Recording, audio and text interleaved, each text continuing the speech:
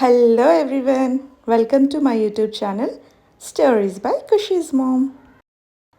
ఈరోజు మన స్టోరీ అసూయ. స్టోరీలోకి వెళ్తే, ఒక పిచ్చుక ఒక తోటలోనున్న ఒక పెద్ద మర్రి చెట్టు కొమ్మకు గూడును అల్లుకొని తన ఇద్దరు పిల్లలతో హాయిగా నివసించసాగింది. ఆ చెట్టుకు సమీపంలోనే మరొక చెట్టు మీద గూడును నిర్మించుకొని తన ఇద్దరు పిల్లలతో నివసించసాగింది కాకి. ఒకరోజు కాకి పిచ్చుక దగ్గరకు వెళ్ళి, మిత్రమా, నాకు ఒక సహాయం చేయాలి. నా గూడును పుల్లలతో నిర్మించుకోవడం వల్ల చిన్నపాటి వర్షానికి తడిసిపోవడం, కొద్దిపాటి గాలికే చెదిరిపోవడం జరుగుతోంది. నీవా అల్లిన గూడు వర్షానికి గాలికి ఏమాత్రం చెక్కు చెదరకుండా ఉంటుంది. కాబట్టి నువ్వు గూడును ఎలా అల్లుకుంటావో నాకు నేర్పవా అంది. మిత్రమా, నీ ఆలోచన బాగానే ఉంది. నాకులా నా గూడును అల్లటం అసాధ్యమైన పని. నీకు నేర్పాలన్నా నీవు నేర్చుకోలేవు. అంతగా కావాలంటే నా గూడు లాంటిదే మరొక గూడును అల్లిస్తా అంది పిచ్చుక. పిచ్చుక సమాధానం విన్న తన వ్యక్తిత్వాన్ని భంగం కలిగించినట్లుగా భావించిన కాకి క్రమంగా పిచ్చుక దాని పిల్లలపై అసూయ పెంచుకోసాగింది. కాకి అలా మొదలైన అసూయ దాని పిల్లల్ని చంపేయాలనే నిర్ణయం దాకా వచ్చింది. కాకి ఒకరోజు పిచ్చుక దగ్గరకు వెళ్ళి, మిత్రమా, ఇక్కడి నుండి దక్షిణ దిక్కుకు 2 కొసలు దూరంలో ఒక గుడి ఉంది. ఆ గుడిపై చదునుగా ఉన్న చోట చాలా వడ్ల గింజలున్నాయి. నీవు అంత దూరం వెళ్ళి తెచ్చుకోగలిగితే నీకు నీ పిల్లలకు ఆహార కొరతే ఉండదు అంది. ఓహో, అలానా మిత్రమా, చాలా కృతజ్ఞతలు అని పైకి అంటూనే ఏదో పన్నాగం పన్ని ఉంటుందని లోపల ఆలోచించసాగింది పిచ్చుక. కాకి మనస్తత్వం ఊహించుకొని ఎందుకైనా మంచిదని తలచి అక్కడికి కొంచెం దూరంలో ఉన్న మర్రి చెట్టు కొమ్మకు గూడును అల్లి తన ఇద్దరు పిల్లల్ని ఉంచి వాటికి తగిన జాగ్రత్తలు చెప్పి కాకి దగ్గరకు వెళ్ళింది పిచ్చుక. మిత్రమా, నేను ఆహారం కోసం బయలుదేరుతున్నాను.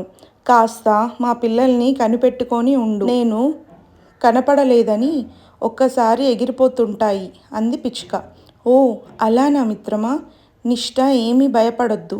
నేను చూసుకుంటాలే. నిశ్చింతగా వెళ్ళిరా అంది కాకి. కొద్దిసేపటికి కాకి సమీప పిచ్చుక గూడు దగ్గరకు వెళ్ళి పిల్లలు లేకపోవడం చూసి తన పిల్లల్ని అందులో నిద్రపుచ్చి పిచ్చుక పిల్లల్ని చంపటం కోసం వాటిని వెతకసాగింది. ఇంతలో అటుగా వెళుతున్న వేటగానికి పిచ్చుక కనపడింది. ఆహా, ఎన్ని రోజులకు పిచ్చుక మాంసం తినబోతున్నానని భావించి నిదానంగా చెట్టు ఎక్కి గూడుని తీసుకొని చూస్తే కాకి పిల్లలు కనిపించాయి. పిచ్చుక పిల్లలు అని అనుకుంటే ఇవున్నాయి అనే కోపంతో వాటిని తీసి నేలకు బాదాడు. అవి గిలగిలా కొట్టుకొని చనిపోయాయి. తరువాత వచ్చిన కాకి తన పిల్లలు చనిపోయి ఉండటాన్ని చూసి బోరున విలపించసాగింది. గింజలు కనపడక అలసిపోయి తిరిగి వస్తున్న పిచ్చుకకు, అయ్యా, కాకులు కూడా పిచ్చుక గూళ్ళు అల్లుతాయా? ఇయ్యాల నేను పిచ్చుక గూడును చూస్తే అందులో కాకి పిల్లలుండోయి. అందుకని వాటిని అక్కడే సంపేశా అని మాటలు వినపడ్డాయి. పిచ్చుకకు విషయం అర్థమైంది. హడావిడిగా తన గూడు దగ్గరకు వెళ్ళి తన పిల్లలు క్షేమమేనని తెలుసుకొని పాత గూడు ఉన్న చోటుకు వెళ్ళింది పిచ్చుక. కాకి పిచ్చుకను కౌగిలించుకొని విలపిస్తూ, క్షమించు మిత్రమా, అసూయతో నీ బిడ్డల్ని చంపాలని చూశాను. కానీ నా అసూయ నా బిడ్డల్ని హతమార్చింది. బిడ్డలు లేని నాకు చావే శరణ్యం అంటూ తలను నేలకు బాదుకోసాగింది కాకి. విధిరాత తప్పదు మిత్రమా, బిడ్డల్ని కోల్పోయినంత మాత్రాన ప్రాణం తీసుకోవడం భావ్యమా? నా బిడ్డలు క్షేమంగా ఉన్నారు. నీకు అభ్యంతరం లేకపోతే మాతో ఉండవచ్చు అంది పిచ్చుక.